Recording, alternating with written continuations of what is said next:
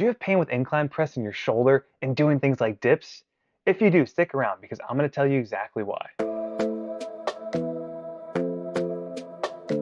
There are three mistakes that exist in shoulder training that we're going to cover for the topic. These three mistakes are commonplace among all weightlifters, no matter if you're a powerlifter, a strongman, or even a CrossFitter. And the reason for this is because most people use the same machines and work the same muscle groups over and over and over again. They also don't know how often to do certain exercises and how to do them properly. So with that being said, let's dive into mistake number one in your shoulder training. Mistake number one is not training the serratus anterior muscle. You can see here in the exercise that I am training the serratus by pushing my arm forward into the ball, maintaining that push forward, and working my way up into upward elevation as I hold that push. And this is super important because it's incorporating that whole muscle that I should feel lighting up under my armpit area near the lats and around my rib cage. So you might be asking, what is the serratus anterior? It's a muscle that wraps around the rib cage and it does two separate functions. One is to protract your scapula, so it moves your shoulder blades forward, letting them wrap around the sides of the body like you see happening here. And the second thing is that it helps in upward elevation of the shoulder blade. So it helps pull that shoulder blade up and over as you reach your arms over your head, as you kind of try to lift things overhead. Any type of activity that involves anything over shoulder height has to help propel that shoulder blade upwards and get that good movement along with the kind of lower traps as well, helping in the upper traps. And this muscle is located across that rib cage under the bottom there. Kind of, if you can really see it in super lean people. If they ever wear a cutoff, you can see it kind of popping out in that area near the obliques. Now, this muscle is also very strong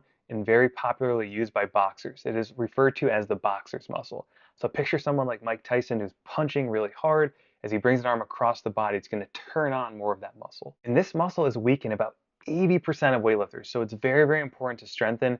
And we just don't typically strengthen in our daily lives because there are just not certain activities that require us to use the muscle. So that's why it's really important to pick some exercises and sprinkle it around your normal workouts. Now, before we move to mistake number two, if you're ready to fix your shoulder pain, get my free shoulder fix guide by joining my Facebook group, NTS Shoulder Pain Relief Method.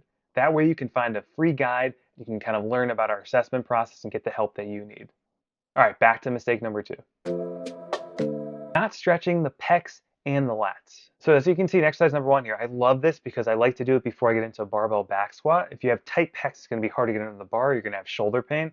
So you can do this barbell pec stretch by doing a chin tuck while your arms are in the bar and then pushing your body forward, squeezing your shoulder blades down and back to feel a good pull in the front of the chest. Do 10 reps, hold for about 10 seconds or so. That's really going to open up the front of the anterior delts and the chest fibers. Now, it's important to note where the pecs and the lats attach, and they both attach to kind of the front outer side of the shoulder.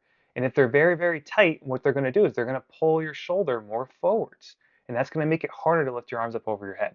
So that's why we're spending so much time on stretching them and why it's important to improve our overhead mobility for any type of pressing movements. Now, the lats here, right, very commonly like the pecs, attach to a very similar area in the outer shoulder. We're not going to get into the details of that, but the lats need to be loose, and you can stretch them by doing this banded stretch where you're in a kneeling position and you're letting one arm kind of get that bicep close to the ear. But the important thing to stretch them along with the pecs is that your shoulder needs to be in an externally rotated position.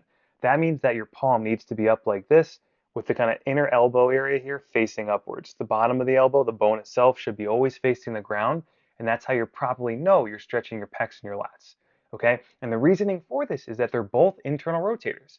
And that is why we don't really have issues with internal rotation a lot of times in terms of strength, because our pecs and our lats are two of our biggest upper body muscles. They're going to be very strong compared to our external rotators of our rotator cuff, which are usually pretty weak and very small in comparison. So same thing with the pec stretch. You can do the lat stretch for about 10 reps for 10-second holds. And then what we'll do is we want to move on to mistake number three. Mistake number three is going to sound like a weird one to you guys, but it is not training until failure.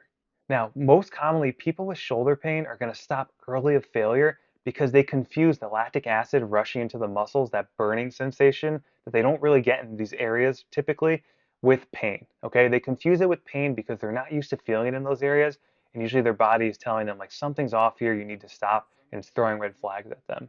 Now, the two areas you're going to feel the most if you do the right exercises, you're going to feel burning on the outer shoulders there in the rear delts or posterior deltoids, as well as kind of in the back near the scapula or the shoulder blades. And we're not used to feeling this area because we're not always doing exercise to target those specific muscle groups. And that's why when we get burning there, it kind of freaks us out a little bit. We're like, should we stop? Should we go? Like, what do we do here? And that's when the person is looking towards their therapist. And now the other area where you're going to get burning is under the armpits in that serratus anterior area. Okay, that is an area we never really feel besides if we're working our lats. And sometimes you feel that area burning and you're like, this is a little bit weird. What's going on here? And that's an actually good sign. We want to work both of those areas till failure, and we want to go until we can't go anymore. Or my rule of thumb is when your form goes out the window, that's where you terminate your set. So a good example of this is doing the serratus anterior foam roller on the wall, where you have a band around your wrist and you pull your wrist outside of your elbows, push your body away, and you slide up the wall and you hold for 3 seconds and you return to the start. This should get burning in those two areas I just explained, on one on the outer shoulders, two under the armpits. This is where you want to do about 3 sets of 12 repetitions, and where you really want to kind of feel that burn and just work into the burn. You can take mini rest breaks if you need to get your 12 reps, but you want to essentially keep working hard and doing more reps or increasing your sets over time to increase your volume. And you want to do these exercises usually 2 to 3 times a week, sometimes even 4 times a week if you're not responding to them. And those are the 3 mistakes in shoulder training that we're going to recap one more time. Mistake number 1 is not training the serratus anterior. Mistake number 2 is not stretching the pecs or lats. And mistake number 3, finally, is not training until failure. Now, if you like this video and you want to incorporate more exercises to relieve your shoulder pain, watch our shoulder pain relief exercise video, which you can find here. Thanks so much for watching, and we'll see you in the next one.